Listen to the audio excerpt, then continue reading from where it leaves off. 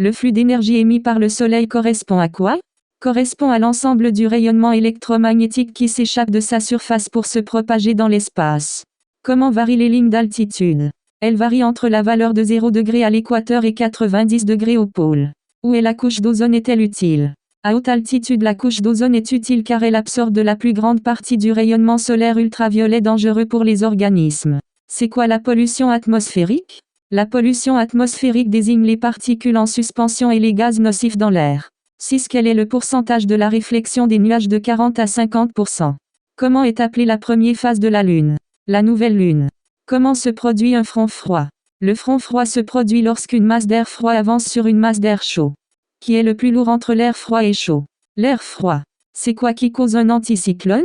Phénomène naturel qui provoque une énorme perturbation atmosphérique. Zone de l'atmosphère où l'air chaud monte en tournant à partir d'un centre de basse pression.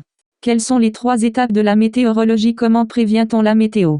La prévision est faite en 3 étapes. L'observation, la simulation de l'évolution de l'atmosphère à l'aide des modèles numériques. L'analyse des résultats par les prévisionnistes. Grâce à l'effet de serre, c'est quoi la température moyenne de la Terre? La température moyenne de la Terre est de 15 degrés. Sans l'effet de serre, cette température serait de moins 18 degrés. Quelle est la définition d'un anticyclone et de la dépression? Anticyclone, une zone de haute pression. Dépression, une zone de basse pression. Quelles sont les causes de la pollution atmosphérique et ses conséquences sur l'environnement? Causes: combustibles fossiles, matières végétales, évaporation des matériaux fabriqués par l'homme, transport, usines et centrales électriques. Conséquences: 22 millions de personnes meurent de la pollution atmosphérique chaque année et augmentent le risque de développer des maladies pulmonaires.